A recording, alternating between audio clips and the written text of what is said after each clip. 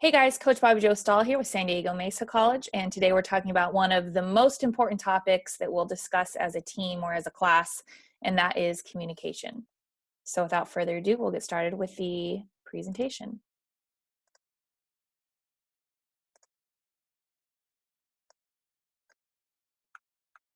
All right, so our first form of communication that we're going to talk about today is communication between players. So teammate to teammate. First fact is conflict is inevitable between players.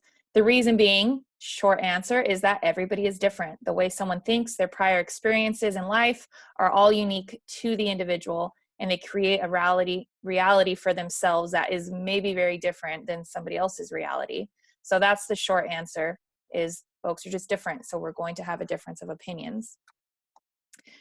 In order to handle those differences and not have it be destructive to the team, which of course is the goal, some basic guiding rules for resolution when it comes to any sort of disagreement or conflict is first to always give the benefit of the doubt to the person in the conflict or the persons in conflict and consider the intention.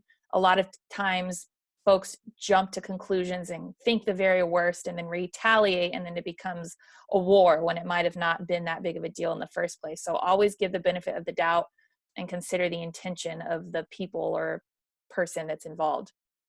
Secondly is take a deep breath. It's very normal reaction to get very defensive and very angry whenever you first hear something that's disconcerting.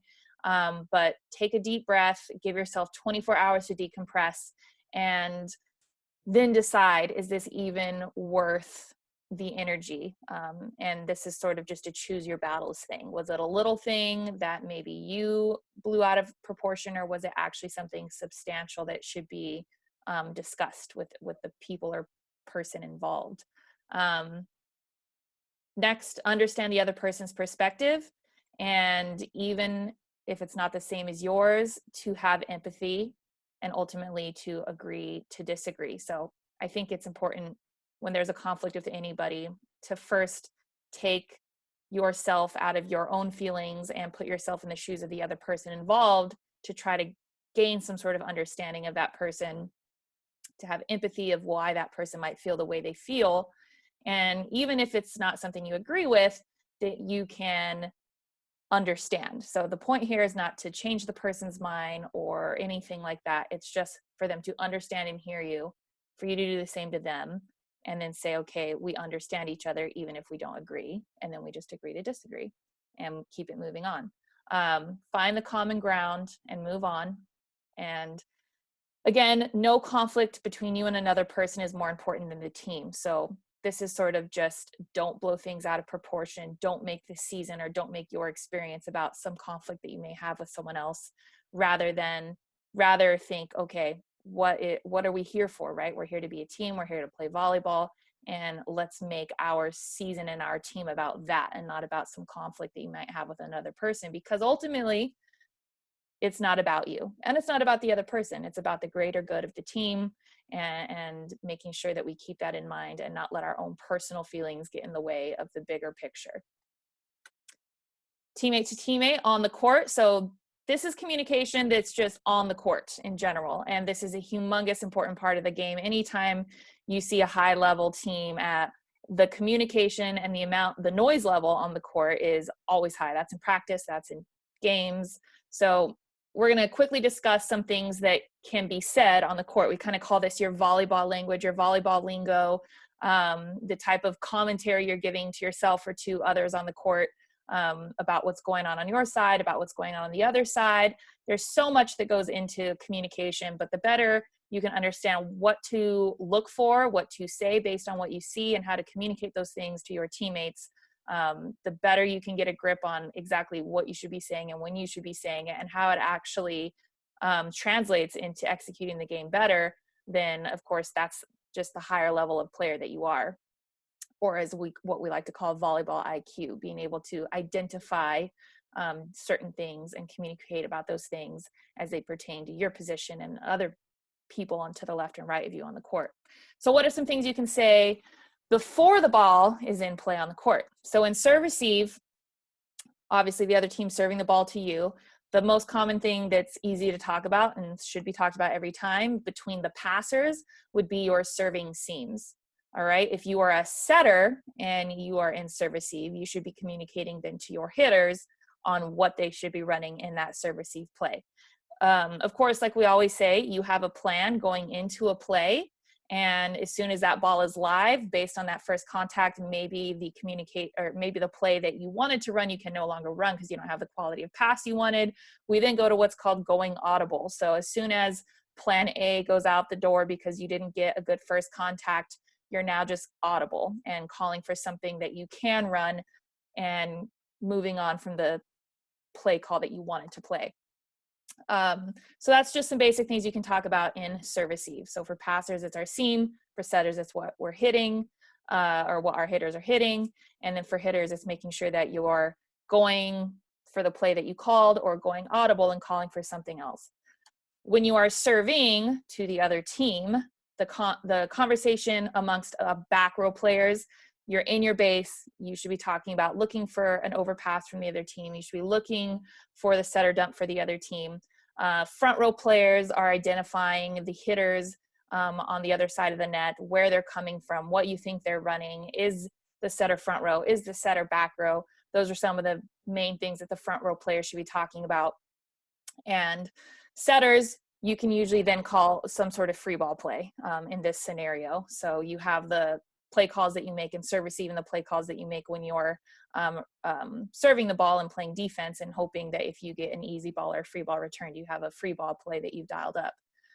So those are some things that you can talk about before the ball is even in play, in serve receive when serving. Now, when the ball is in play, some things you can talk about whenever the ball is being attacked is if you are covering, like these nice young gentlemen did a good job of displaying in this picture. When your team is attacking, you obviously need to make sure that you're covering, but usually, and we normally give this job to the libero, but it doesn't have to be the libero, it could be anybody, giving the hitter a call. So usually if you see a seam, you call seam. If you see lines open and the set's there, you can say line. If you see cross courts open on an inside set, or just if the players are bunched over to the pin, you can then call angle. So those are the basic calls. If there is no block, you can just say swing away or go get him, tiger, or whatever. Just some sort of conversation should be had between the people that are not hitting to the person that is hitting. And then of course you're also covering that player. When you're defending, so you're up at the net and you're blocking, you should be talking about where the set is going. You should say going outside, watch middle, watch the right side coming around, kind of talking about what the hitters are doing. And as a defender up at the net, you're then keeping track of what your blocking assignments are.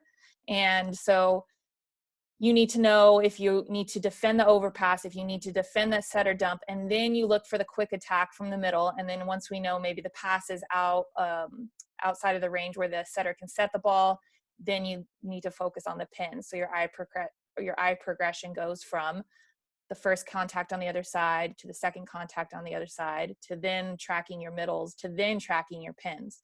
So it's a lot of different eye progressions and things you need to look for when you are defending as a blocker up at the net. Obviously, the defenders behind the block have to then communicate kind of the same things, where they see the ball is going, and then making a read about what you think the hitter's doing. Are they tipping? Are they roll shotting? Does it look like they're turning line? Does it look like they're hitting angle? So you can sort of say what you see as a defender based on hopefully what kind of job your block did up at the net, and then ultimately put yourself in a position to make the play. So those are things you're doing as a front row and a back row player when the ball is in play.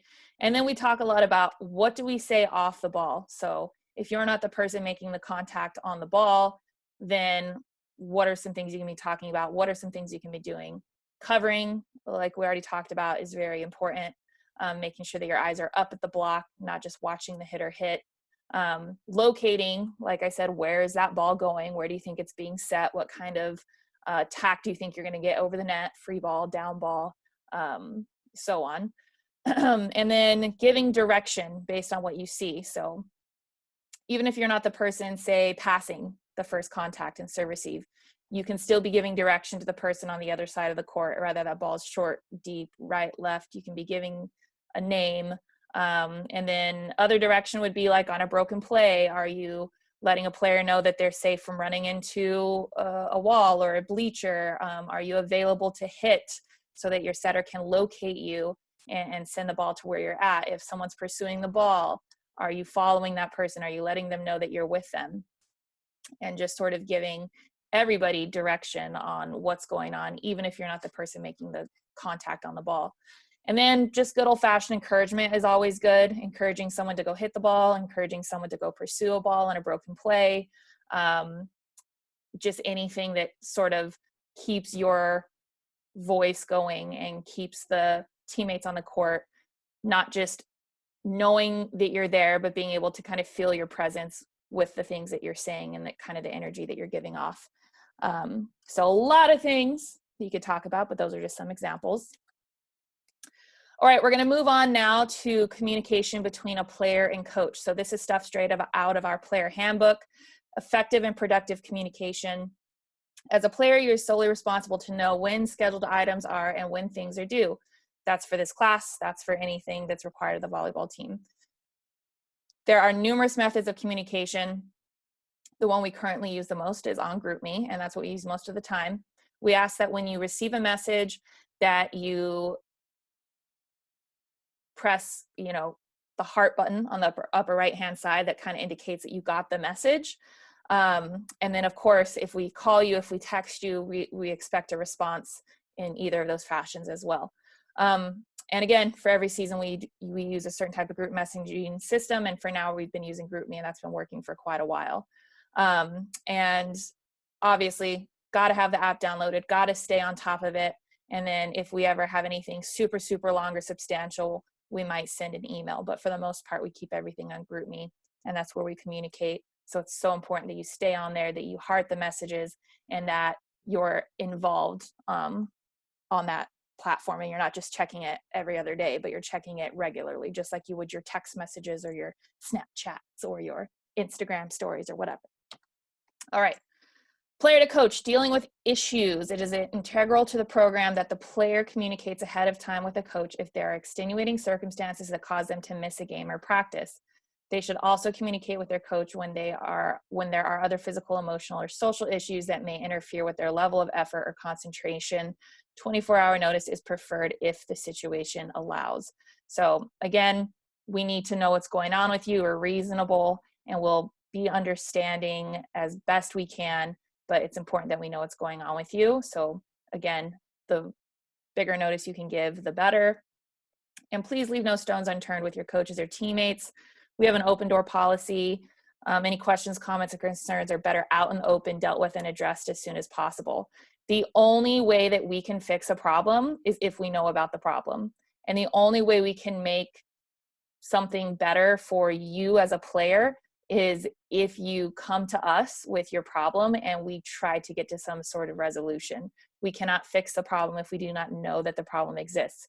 If you go to other players, if you go to a friend at home and vent to them, those are all things that aren't going to solve the problem. So again, come to the source, which is your coaches, and we'll of course try to improve the situation. As a young adult, the player is responsible for the line of communication with their coaches and their teammates. And that's really just don't have anybody else talk for you. Make sure that you're advocating and talking for yourself and that you're coming to us. All right, so kind of to recap, always come to the source first when it comes to any kind of conflict that you may have with another player or another coach. Observe the 24-hour rule, and that's really just that time, like we said, to let yourself breathe, decompress, and figure out, is your response an emotional response, or is it a reasonable response that's even worth the energy? Over communicate. Always let us know more than you think we need to know. You're not bugging us. What's going to bug us is if you don't communicate. So really be overly communicative with what's going on with you, especially when it comes to like physical or emotional stuff that might impede your performance in a game or in a practice. Again, if we don't know, we just don't know. And so it might be perceived incorrectly if we don't know what's going on with you. Usually this doesn't really happen at the college level, but I would say that it could happen, or it has happened with other college programs, but no parent interference. We don't want to hear from your parents pretty much about anything ever, unless it's medically related, or, you know, something is going on with the family that you're not as comfortable talking about, or something's going on with you that you're not comfortable talking about. Those types of things are exceptions. But when it comes to any kind of conflict on the team or any kind of playing time issues or whatever, we obviously don't want to hear from your parents about it. We were going to talk to you about it. We almost never deal with parents on that type of stuff at this level. So again, not something that's been an issue in the past, but certainly could be. And ultimately, if you ask yourself these 5 questions, you're going to save yourself a lot of trouble. You're going to save us a lot of trouble, and you're going to kind of be more of a helpful member of your team if you kind of look at these guidelines. Ask yourself, when it comes to any type of communication or conflict, is it true? Is what you're doing helpful? Is what you're saying inspiring, right? So is it helping the situation or is it hurting the situation? And is it necessary? Kind of back to the pick your battles type of thing. And is it worth the energy type of thing? And then also, is it kind? The good old golden rule: speak to others the way you want to be spoken to, treat others the way you want to be treated, and ultimately ask yourself, is this kind? Is this something that is nice? And if it doesn't seem to be the case, it might be something you need to reevaluate. So those are kind of just some good golden rules to think about whenever it comes to communication, conflict resolution, and all that good stuff. So let's see. Sorry, there was one other slide that somehow skipped to the front of the recap slide, but we'll go and talk about it. Players to support staff. So those are your support staff are folks other than the player to player and the coach to coach communication. So you have communication with your trainers, which is so important. Anytime you have any kind of ailment, it's important that you're regularly checking with the trainers, you're communicating with them about where you're at and so on, because they then communicate that to us and ultimately make a decision about, can you play or do you need to modify practice that day and so on. So really important that you're constantly in communication with the trainers, because they ultimately report to us what you can and cannot do. And if you're not in there, if you're not doing what they're asking you to do, and if they don't even know about your issues, then we won't know about your issues. And that could be potentially putting you at risk for greater injury. Or you can come in and just suddenly say you have a problem with us, but we're going to say, oh, we didn't hear it from the trainers, so we don't really know how legitimate it is. So can't emphasize enough that communication with the trainers. Secondly, assistants, they're support staff, but they are just like the head coach. If you would rather communicate something to the assistants for whatever reason, rather it be out of convenience or you just have a more comfortable line of communication with them, that's fine. But again, make sure that if you're not communicating directly to the head coach, that you go to an assistant. That's no big deal. And then the assistant will then come to us. We ultimately want to get the information regardless of how the information is communicated. And we don't want anybody to feel intimidated to come up to anyone for any reason, whether it be an assistant or a head coach. So that's not our goal, is for you to be petrified to speak to us. Our goal is for you to be comfortable so that we can both have a comfortable line of communication. Captains, again, if you're not as comfortable talking to an assistant for whatever reason, or to the head coach for whatever reason, then you can always come to your captains, who will then come to us. And again, as long as we get the information, that's what matters. Academic support, you have your ART this year, your athletic retention technician. So make sure that you utilize that person and that you do what they're asking you to do. Your counselor, and again, we have an academic athletic counselor, but for some general questions, you can always just go to any counselor and they should be able to help you and know the answers. And then obviously your communication with your professors is of utmost importance as well. That's the academic side of having to deal with possibly leaving early for matches, missing days because of matches. So what we ask you guys to do as a program at the beginning of every season is that you introduce yourself to the professor, and we sometimes hand out professor letters with our schedule on them so that the professor knows who you are, knows what you're missing and why you might be missing it. And as long as they know who you are and know that you're an athlete, that when you need to get an extension on assignment, or you need to get something put in ahead of time, or you need to reschedule an exam or whatever, that professor isn't blindsided and is like, wait, who are you and why do you need this? The point is that we want them to know who you are, and they're going to be a lot more willing to work with you if you've done that communication on the front end, and that you're continuously letting them know what's going on with your schedule and how it might affect your attendance with their class, or your ability to get things in on time, and things of that nature. And keep in mind, some professors are super supportive of athletes, and some don't really give a crap about your excuses, and they just want you to be at class, and they just want you to turn everything in on time, and to just say, okay, you're going to have to deal with every individual instructor differently, and sort of bend to what they are asking you to do, because ultimately it's up to them. It's not up to you or myself. And just kind of understand that going into it, and kind of roll with it. And so, all right, so that's it for the communication presentation. A lot of moving parts, a lot of people to deal with.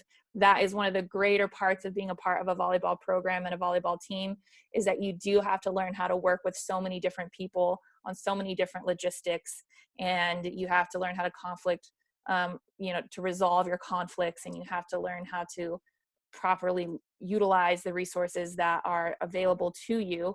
And if you can kind of nail those things, your life is going to be so much easier and so much smoother, and you're going to kind of stay in front of issues rather than having to backtrack and pick up the messy pieces that are left behind. So again, just to go back to the recap, when it comes to communication with anybody, and this could be in your own personal life and your own personal relationships, just always ask yourself these kind of 5 little things. Is it true, helpful, inspiring, necessary, or kind? And those can kind of weed out a lot of the unnecessary issues. I know it sounds simple. I know it's easier said than done, but keep those things in mind. Keep your team and the health of your team at the forefront. And if you can do those things, the issues that we may have may be small and not turn into some big thing that affects us negatively. So that's kind of it for the day on our communication presentation. You will have a quiz to go along with some of the things that we discussed today, and the assignment we'll do as usual a week from the day it is posted on Canvas. Let me know if you guys have any questions. Communicate those questions to me, and we'll see you soon. Have a good one.